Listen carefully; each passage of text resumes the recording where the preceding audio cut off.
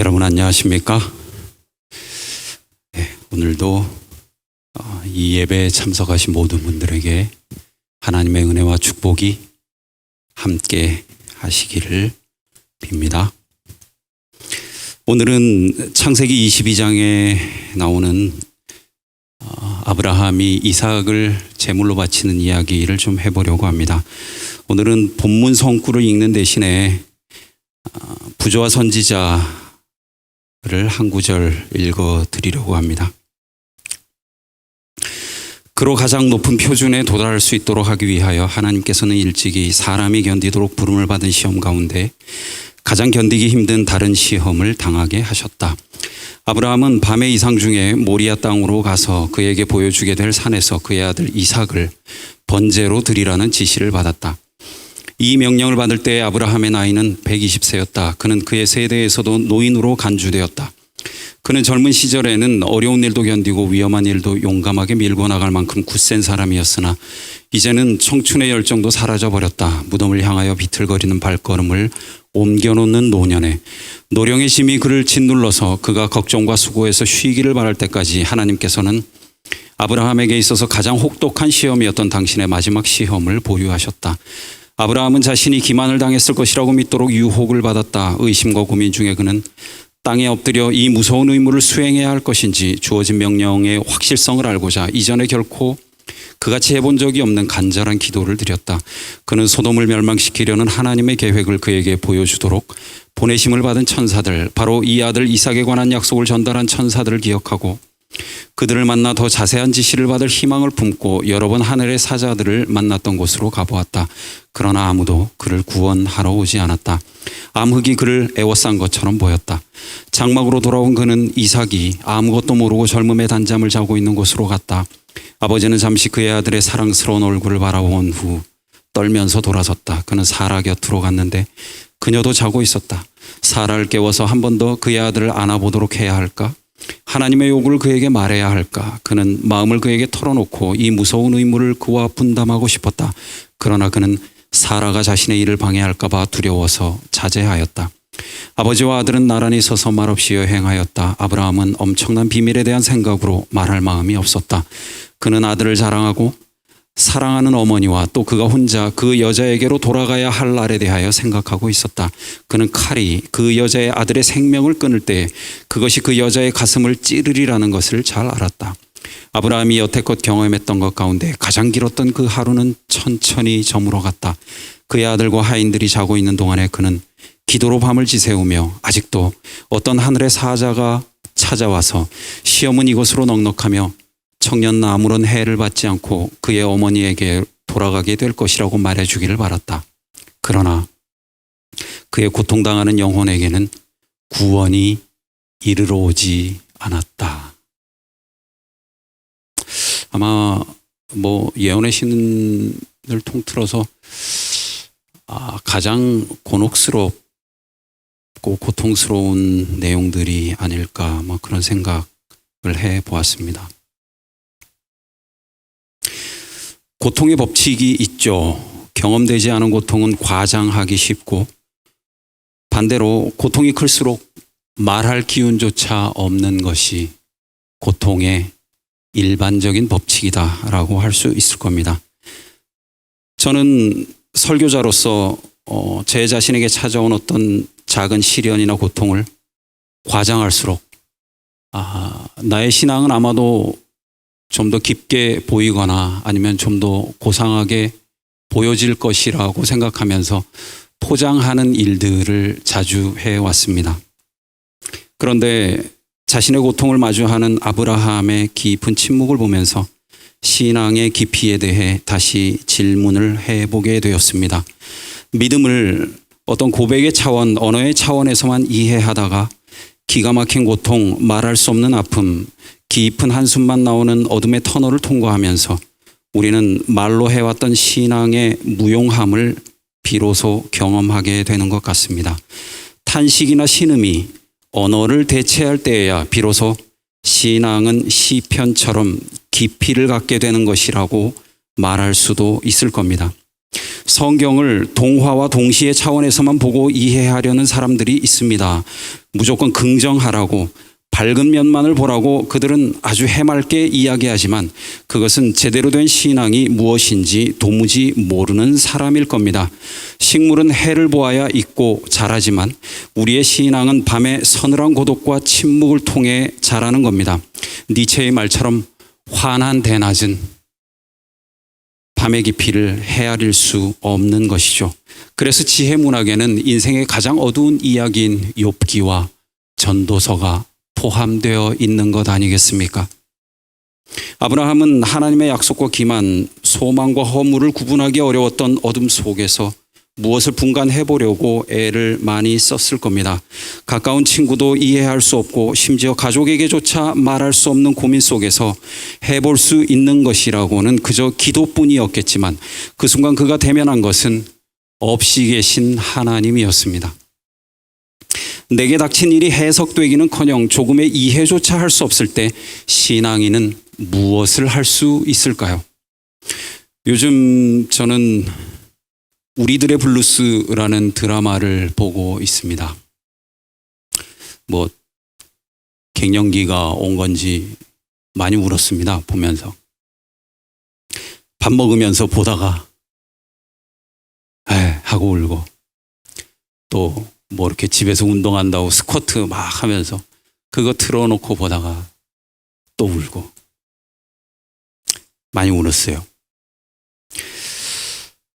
5년 전쯤에 저는 시골 교회로 발령받아가면서 우아하게 나이 드는 것을 좀 배워야 되겠다라고 생각한 적이 있었습니다. 한동안 그런 생각을 포기했었는데 이 드라마를 보면서 제주 할망으로 나오는 고두심 선생님이 멋져 보여가지고 이렇게 늙어가는 것도 괜찮겠다, 그런 생각을 해보았습니다. 쓸쓸하면서도 따뜻하고 어딘가 모르게 애잔한 그 드라마를 보면서 제가 잊고 있었던 삶의 진실들이 생각났습니다. 바로 얼마 전에는 젊은 청년이었던 나도 언젠가는 반드시 죽음과 마주해야 한다는 삶의 진실 말입니다. 최승자의 어느 날 나는 이라는 시를 좀 읽어드리려고 합니다. 하늘이 운다, 구름이 운다, 일생이 불려가고 있다. 어느 날 나는 마지막 저녁을 먹고 있을 것이다.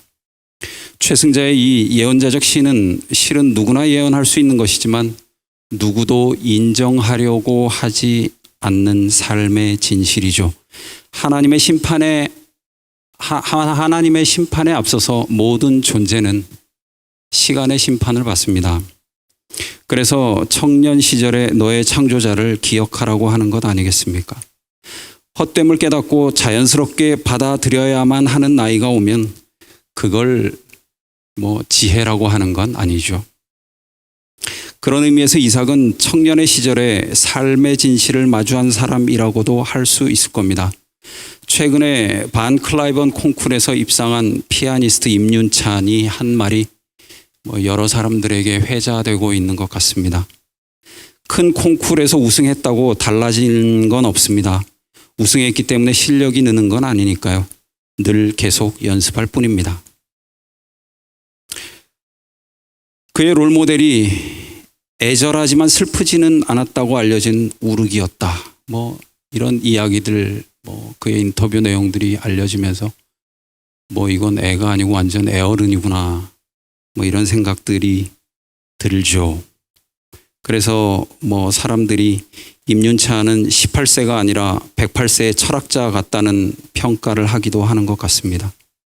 창세기와 부조와 선지자를 읽어나가면서 어쩌면 이삭도 이렇게 일찍 숙성된 인생의 천재는 아니었을까, 그런 생각을 해보았습니다. 늘 하던 대로 제사를 드리러 가자고 해서 따라 나섰겠죠.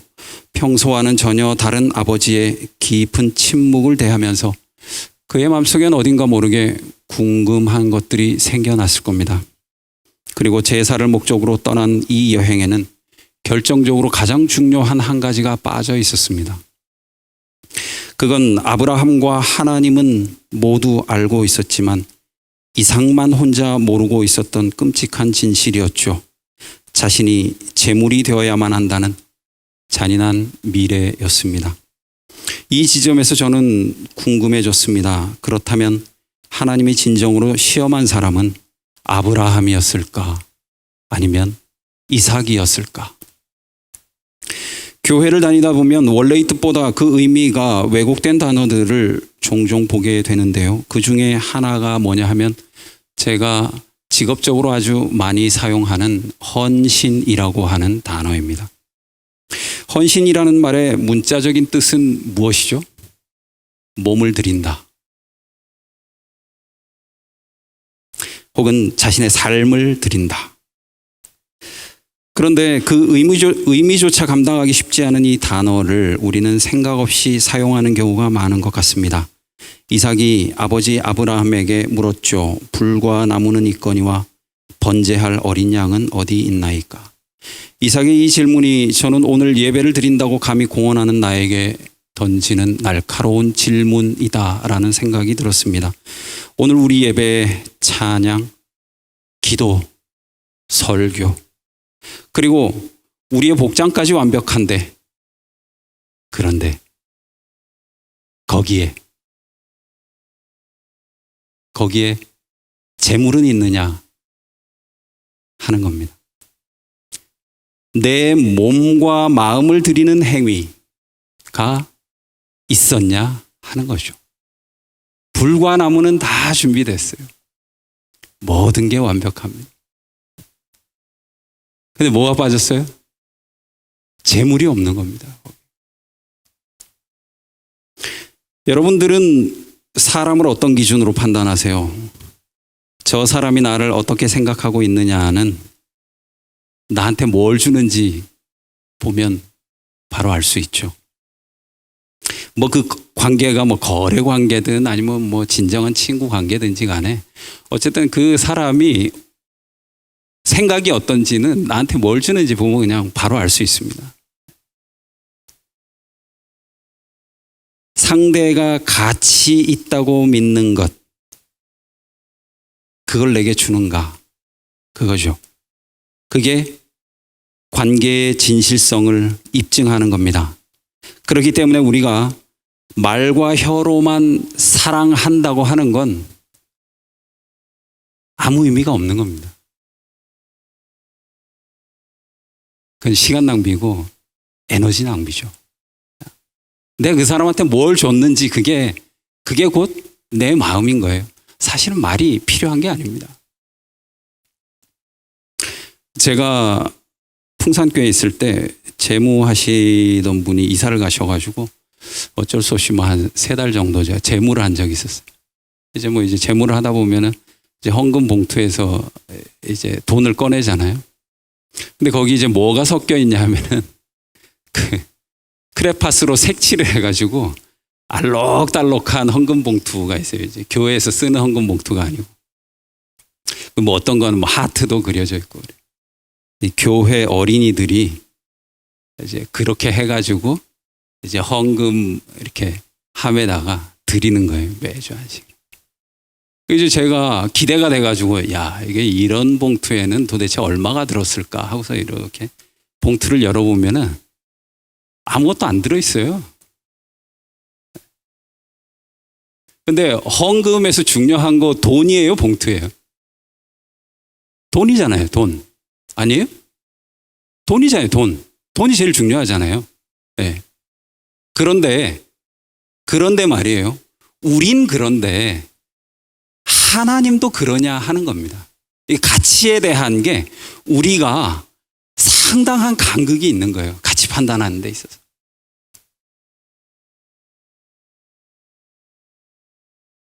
누가 문제일까요? 저같이 돈 좋아하는 목사는 참 실망스러운 일이죠. 그런 장면이. 누가 문제였을까요? 실망하는 제가 문제입니까? 아니면 정성껏 봉투에 색칠해서 드린 어린이들의 문제였을까요? 사실 우리는 그만큼 헌금하는데 공을 안 들이죠. 우리의 헌금에 대해서 이렇게 말하잖아요. 예물, 헌금, 헌물, 이 단어도 문제예요. 정말 그 단어 자체는 정말 귀해요. 이 수사 자체는 너무 고귀한 단어예요. 근데 거기에 뭐가 빠져 있어요?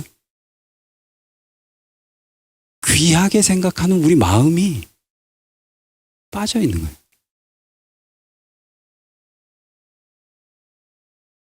나무도 있고 불도 있어요. 근데 거기에 재물이 없는 거예요.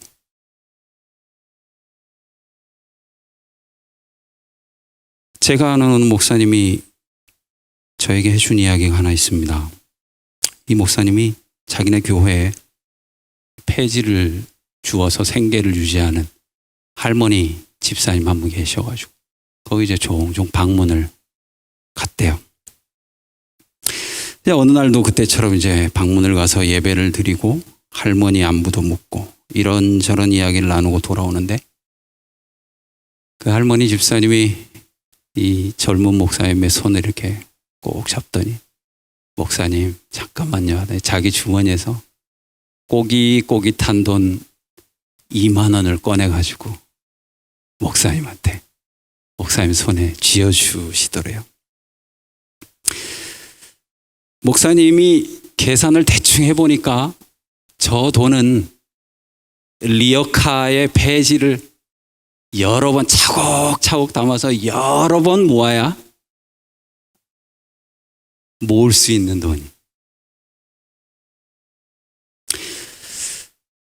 언젠가 제가 신문을 보니까 그 폐지 줍는 어르신들의 그 임금, 시간당 임금을 계산을 했더라고요. 그게 뭐냐 하면은 우리 국가에서 발표하는 거 10분의 1이에요. 만약에 10,000원이다. 올해 뭐 9,900 얼마죠. 10,000원이다 그러면 1,000원이에요. 그분들이 1시간을 일해서 벌 수 있는 돈이 그겁니다. 그러면 2만 원은 이 할머니가 8시간씩 꼬박 3일을 일해야 벌 수 있는 돈이죠. 그런데 그렇게 연세 드신 분이 하루에 8시간씩 폐지만 줄 수 있었겠습니까? 시간이 더 많이 걸렸을 겁니다. 이게 다 생각이 되니까 이 사정을 아니까 이 목사님이 계속 사양을 한 거예요. 근데 이 고집센 할머니 집사님이 끝까지 목사님 이거 꼭 받으세요. 이렇게 해서 받아왔대요. 이 이야기를 이 목사님이 저에게 하고 난 다음에 그 목사님이 저에게 이렇게 말했어요. 목사님, 제가요, 이 돈은 도저히 쓸 수가 없어가지고 잘 펴가지고 자기 성경책에 껴놨대요. 목사님, 저는 이 돈은 못 쓸 것 같아요.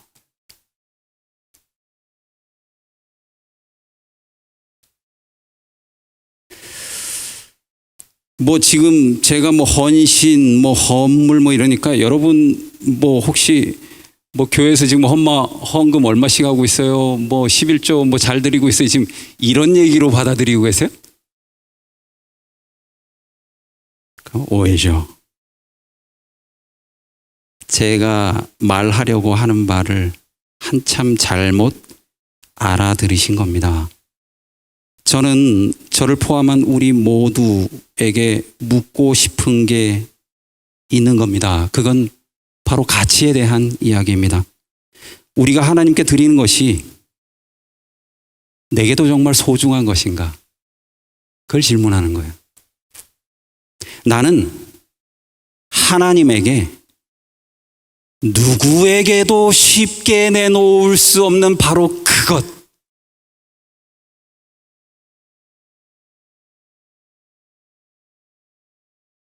그걸 드리는가 하는 겁니다. 아무리 고민을 해봐도 망설일 수밖에 없는 어떤 것, 이것만큼은 하나님이라도 내가 드릴 수는 없지. 이건 하나님이라도 내가 양보 못해. 그걸 드릴 마음은 있느냐 한번 물어보자는 겁니다.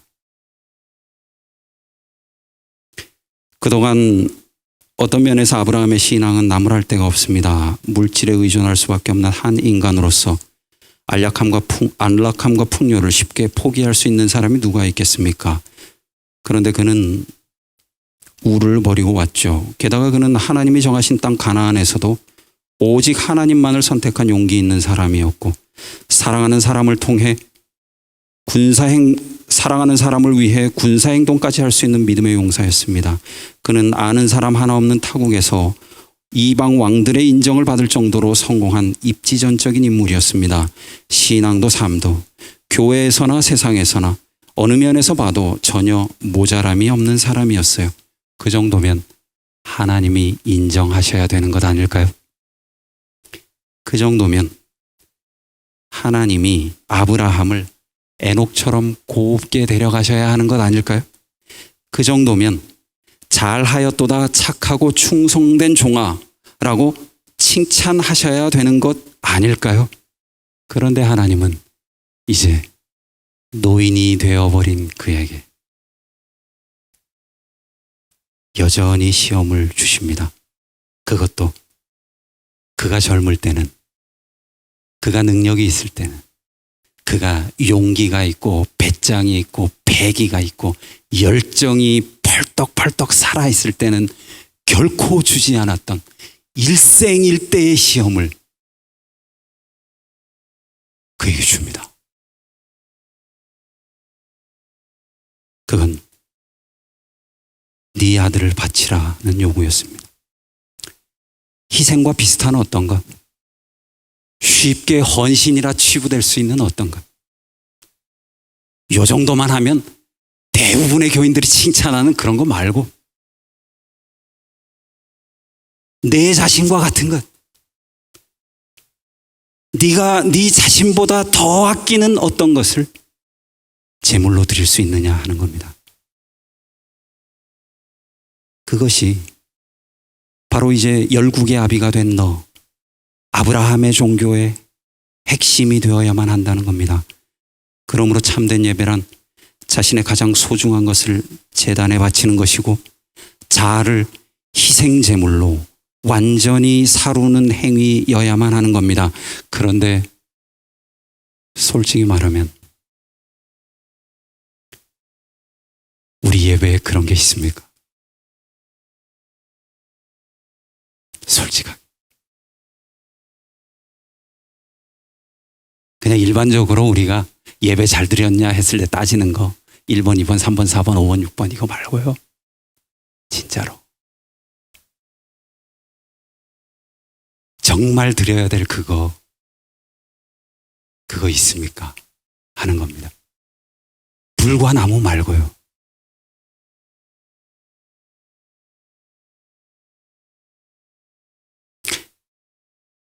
만약에 우리에게 이런 고민이 없이 오늘 예배에 참석을 하고 있다면 그건 아주 중요한 게 빠진 거죠. 조금의 아픔이나 슬픔도 없이 무감각하게 내가 목사니까, 내가 장로니까, 내가 집사라서, 내가 삼육 출신의 모태교인이라서, 부모님이 가자고 하니까, 교회 안 나가면 뭔가 찜찜해서 일주일을 시작하기가 좀 뭔가 허전하기 때문에 오늘 여기 나왔다면 그건 잘한 게 아니고 문제가 아주 심각한 신앙입니다.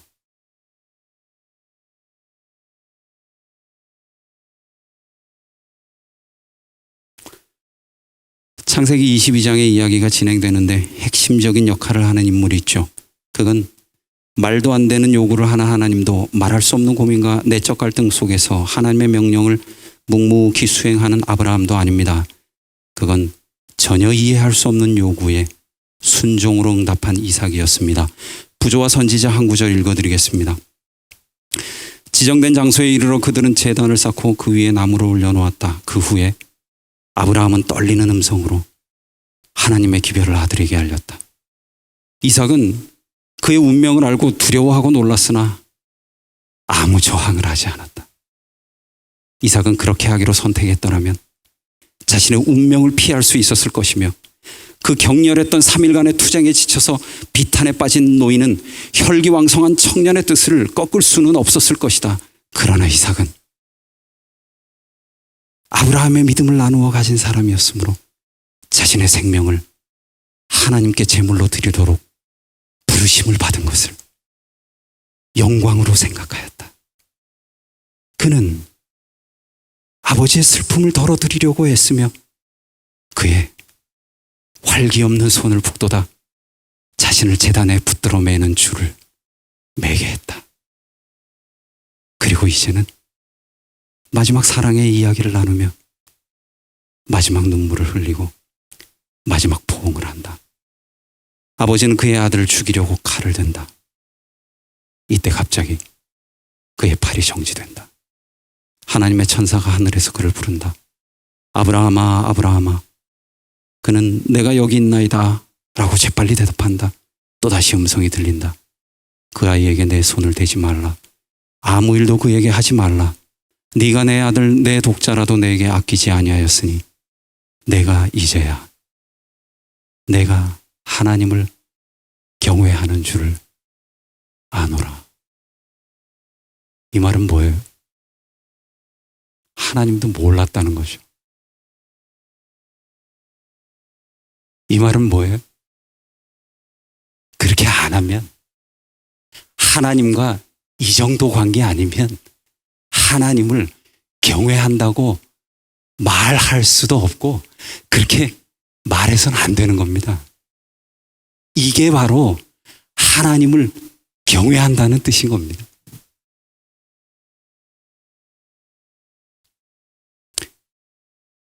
이삭의 삶도 아마도 그날을 기점으로 많이 달라졌을 것 같아요.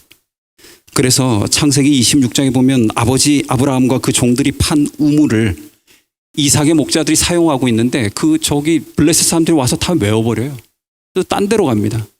그래서 또 그 예전에 자기 부모님이 쓰던 그걸 또 다시 파요. 다시 씁니다. 그래서 이번에 또 와요. 와가지고 거길 점령해버려요. 야, 이거 우리 거니까 너 가. 이렇게 하는 겁니다. 저 같으면은 주변에 이게 왜 아버지 인맥도 좀 있잖아요. 이방완들하고 좀 동맹을 맺어서 혼쭐을 내줄 것 같아요. 아니면 그게 좀 여의치 않으면 좀 욕이라도 시원하게 해봤을 것 같아요. 근데 이삭은 그 상황에서 침묵합니다. 어떻게 그럴 수 있었을까요? 이삭의 삶은 이미 모리아 산에서 그리스도와 함께 십자가에 못 박힌 겁니다. 요한복음 12장에 보면 예수님이 나귀를 타고 예루살렘에 입성합니다. 부활한 나사로가 앞장서고 사람들은 모두 예수를 주목합니다. 거기에 바리새인들은 자기보다 더 인기가 좋고 온 예루살렘이 지금 예수 그리스도를 주목하니까 자기들 절망합니다. 야, 이 정도였나 하면서. 그리고 어떤 그리스인들이 예수를 만나겠다고 제자들을 통해 알립니다. 정말 모든 사람들이 예수 할 때예요. 예수의 제자들 아마 자부심이 하늘 끝까지 가 있었을 겁니다. 야, 이제 드디어 뭔가 예수님 따라다니면서 고생한 거 이제 보람을 찾나? 예수님은 이제 유대의 왕이 될 뿐만 아니라 로마를 꺾고 세계의 황제가 되고 우리는 그의 신하가 되는가? 그랬을지도 모르겠어요. 그때 예수님이 제자들에게 이렇게 말합니다. 내가 분명히 너희에게 말한다. 한 알의 밀이 땅에 떨어져 죽지 않으면 한 알 그대로 있지만 그것이 죽으면 많은 열매를 맺는다. 자기 생명을 사랑하는 사람은 그 생명을 잃을 것이며 이 세상에서 자기 생명을 미워하는 사람은 그 생명을 영원히 보존할 것이다. 모리아산에서 이 아케다라고 불리는 이 사건이 오래 남을 수밖에 없는 이유는 없음은 결코 없어질 수 없다는 것을 삶으로 입증한 이삭의 선택 때문일 겁니다. 그는 모두가 드릴 수 있지만 아무나 드릴 수 없는 것을 하나님께 드린 사람이었습니다. 그렇다면 우리도 하나님께 제사를 드리겠다고 여기 모인 우리도 스스로에게 질문해 봐야 하는 것 아닐까요? 신앙이란 무엇인가? 순종이란 무엇인가를 말입니다. 이삭의 선택을 통해서 보면 순종이란 상식적인 일과 관습적 삶에 대한 저항이었습니다. 그에게 순종이란 의미와 무의미를 적극적으로 구분해내는 것이었고, 무엇을 위해 싸워야 하고 무엇을 포기해야 하는지를 적극적으로 선택하는 행위였습니다. 그것은 수능을 거부하고 새로운 삶에 대한 모험이었을 뿐 아니라 마야코프스키의 말대로 대중의 취향에 따귀를 때리는 일이라 할 수도 있을 겁니다. 또한 순종이란 비로소 함께 보는 일이라 할 수도 있겠죠. 공동체의 불행은 어디에서 시작되는 것일까요? 관점에 대한 동의가 이루어지지 않을 때 그렇습니다. 아브라함이 본 것을 이삭이 보려 하지 않았다면 아브라함과 이삭의 동행은 분명히 파국을 향해 가는 발걸음이었을 겁니다. 또한 순종이란 시간의 갭을 뛰어넘는 일이라 할 수도 있을 겁니다. 이삭이 100살의 차이를 넘어 아비 아브라함을 이해하고, 아브라함은 또한 무한의 시간을 뛰어넘어 하나님을 이해하려고 했던 것처럼 말입니다. 그러므로 순종은 맹목적인 동의를 의미하는 것이 아니라 초월을 향한 용기이며 위대한 삶으로의 도약을 의미하는 것입니다. 그래서 순종하는 사람은 목전의 생존에 급급한 사람이 아닌 삶에 화두를 던지며 사는 사람이라고도 말할 수 있는 겁니다. 그래서 순종이란 당신이 없다면 나는 아무것도 아닌 사람임을 삶으로 고백하는 행위이기도 합니다. 주 예수보다 더 귀한 것은 없네 하고서 말입니다. 우리는 왜 그래야 할까요? 한용운이 그랬죠. 남들은 자유를 사랑한다지만 나는 복종을 좋아하여요. 예수는 기성종교에 대해 자유자였습니다. 사두개인, 제사장, 바리새인들과는 완전히 다른 행보를 걷습니다. 진리는 자유케 하는 것이라 말씀하면서 말입니다. 그러나 예수의 삶의 결론은 고삐 풀린 망아지와 같은 것은 결코 아니었습니다.